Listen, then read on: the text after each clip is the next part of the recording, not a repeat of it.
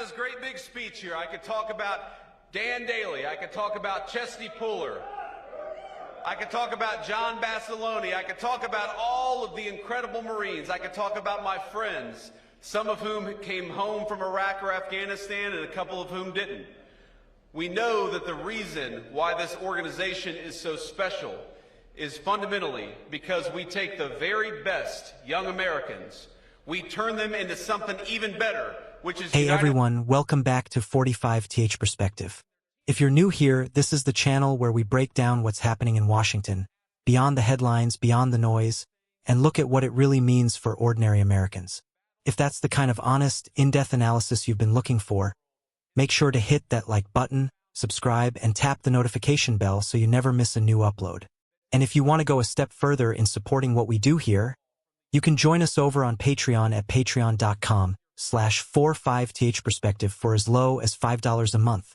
It really helps keep this channel independent and allows us to keep bringing you thoughtful, fact-based commentary without corporate filters. Which is United States Marines, and we go and ask them, even when they're teenagers, even when they're not even old enough, some of them, to drink, we go and ask them to do the hardest thing in the world, which is to fight our nation's battles and to represent the United States all over the world in the proudest and most profound way possible. And I'm proud to tell you this evening that tonight, as we celebrate at the Commandant's Birthday Ball, from the young Marines to the old Marines, I, as your Vice President, am proud of you, and we're going to keep on winning America's wars for the next 250 years after this.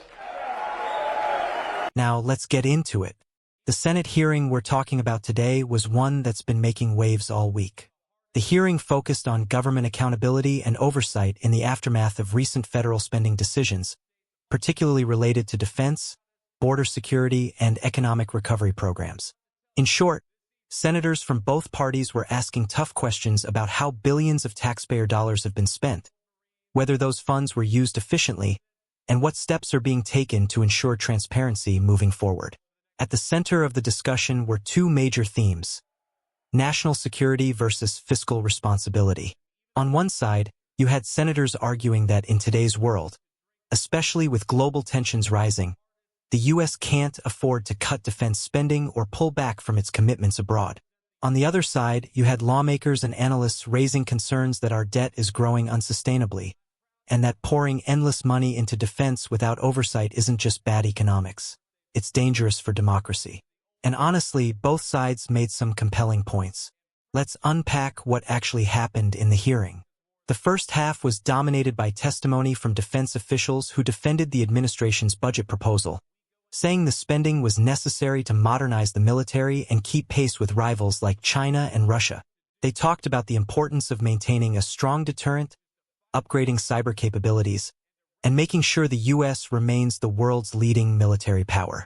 One official even said something that stuck with me: "You can't deter aggression with outdated tools." That line summed up their position perfectly, basically that national security comes at a price, and that price is worth paying.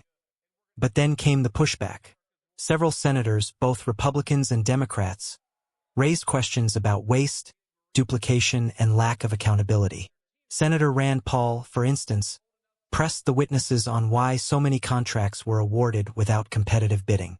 Senator Elizabeth Warren questioned whether taxpayers were truly getting value for their money, pointing to recent audits that revealed billions in unaccounted expenses. Even more centrist voices, like Senator Joe Manchin, expressed frustration over how programs meant to help American workers often get buried under bureaucracy while defense contractors get paid on time. It was one of those rare hearings where you could actually sense some bipartisan frustration not with each other, but with the system itself. And that's part of what made it interesting. Now, from a broader perspective, this hearing wasn't just about numbers on a spreadsheet. It was about trust, the trust Americans have in their government to spend their hard-earned money wisely. And that's a trust that's been eroding for a long time. Whether you're on the left, right, or somewhere in between, it's hard to ignore the fact that both parties have contributed to ballooning deficits and runaway spending. At one point, Senator Josh Hawley made a comment that really cut through the noise.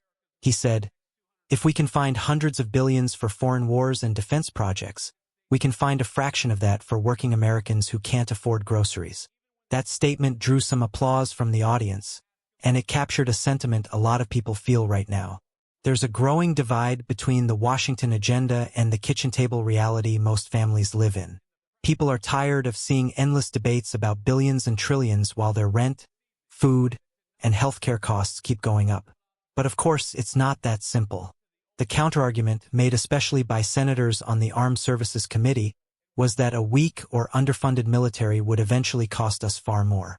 They pointed to history, the lessons of the 1930s, the early Cold War, and even the post-9/11 era, to argue that peace and stability depend on strength. As one senator put it, the cost of preparedness is high, but the cost of unpreparedness is catastrophic. And that's a hard point to dismiss. The tension between these two perspectives, security and fiscal restraint, has always been at the heart of American politics. But what's new today is how much this debate reflects the country's broader mood. There's skepticism on both sides. Progressives worry about corporate greed and endless war. Conservatives worry about the national debt and government overreach. And somewhere in the middle are millions of Americans who just want to know, is my money being used to make my country safer and stronger, or is it just disappearing into another bureaucratic black hole? As I was watching the hearing, I noticed how much the tone has shifted compared to even 5 years ago. There used to be a kind of automatic deference to defense officials. Senators would mostly nod along and thank them for their service. But this time, the questioning was sharper, the tone more skeptical. It shows a change in the political climate. Americans are asking harder questions about institutions they used to trust automatically. And that's not necessarily a bad thing. Accountability doesn't mean disrespect. It means expecting results.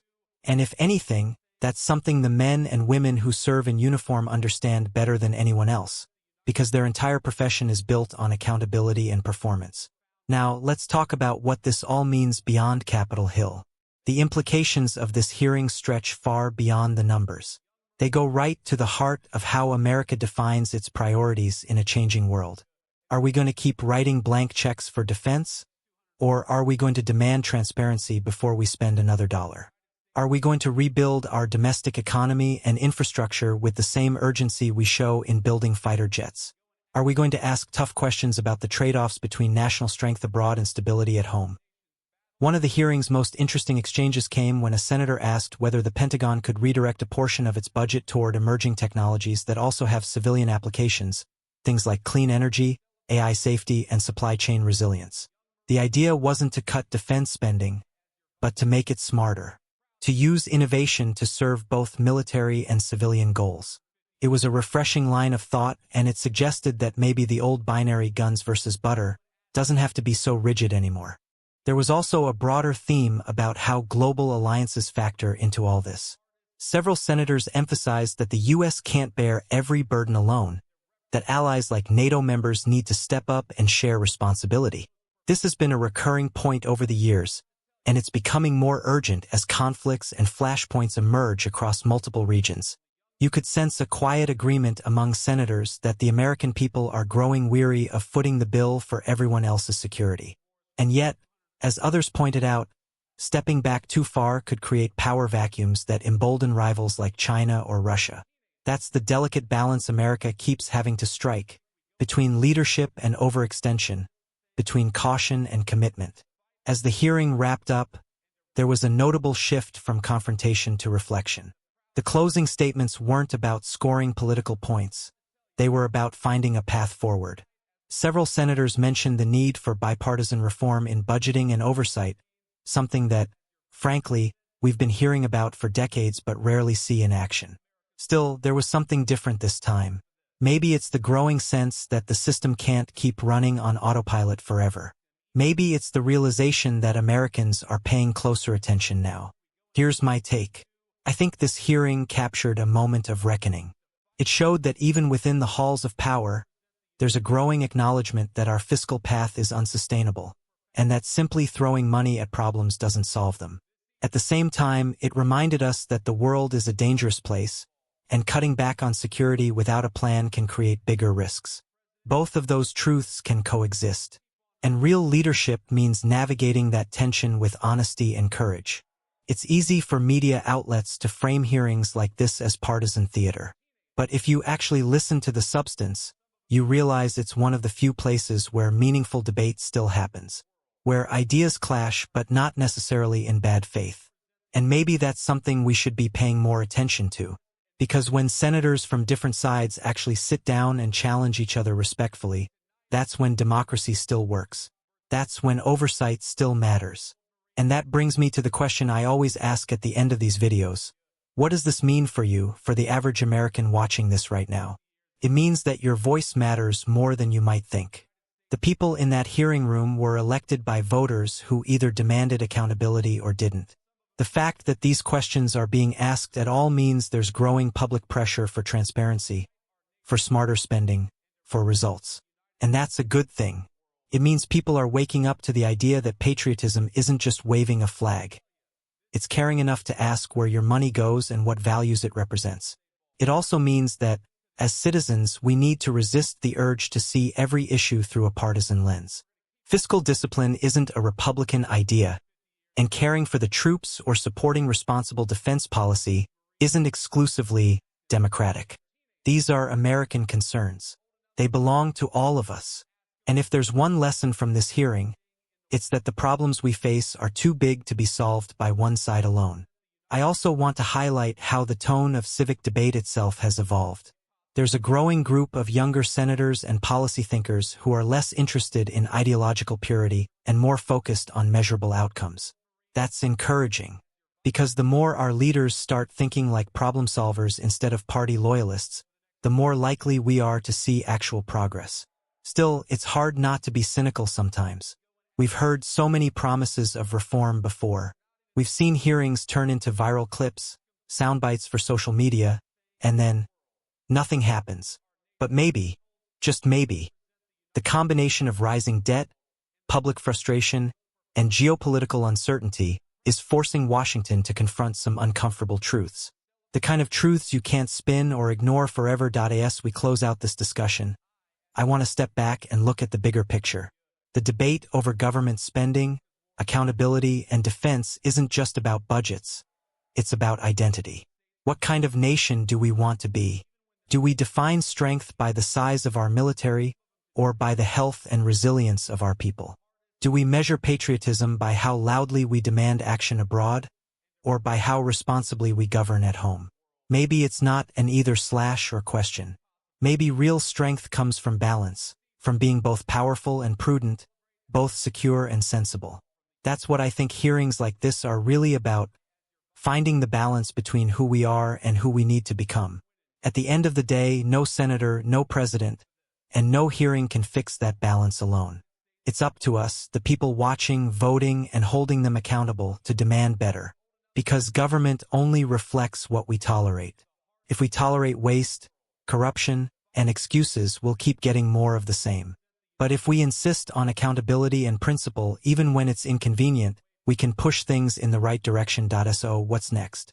Over the coming months, this hearing is likely to lead to a series of follow-up reviews, some focused on specific contracts, others on broader policy reform. Expect more debates about how to cut spending without compromising national defense. Expect watchdog groups and journalists to dig deeper into how those billions are actually used. And, hopefully, expect the public to keep paying attention. Because attention is power. The moment people stop watching, the system reverts to old habits. And that's why channels like this one exist, to keep the light shining on the things that matter most. To cut through the spin, the sound bites, and the partisanship and help people see what's really at stake. If you've made it this far in the video, thank you.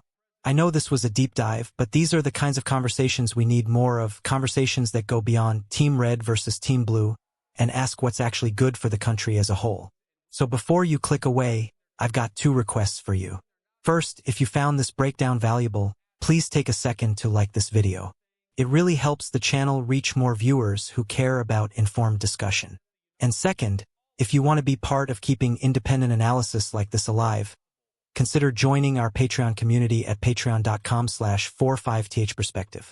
For as little as $5 a month, you can directly support the work we do here and get access to exclusive behind-the-scenes content and early video previews. And finally, I want to hear from you. What do you think about what came out of this Senate hearing? Do you believe the government can find a balance between defense spending and fiscal responsibility? Or do you think it's time for a complete overhaul of how Washington handles our money? Let's talk about it in the comments, but please keep it respectful.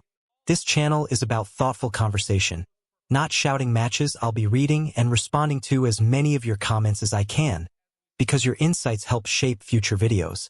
We don't always have to agree, but we do have to listen. That's what keeps democracy alive. Thanks again for watching.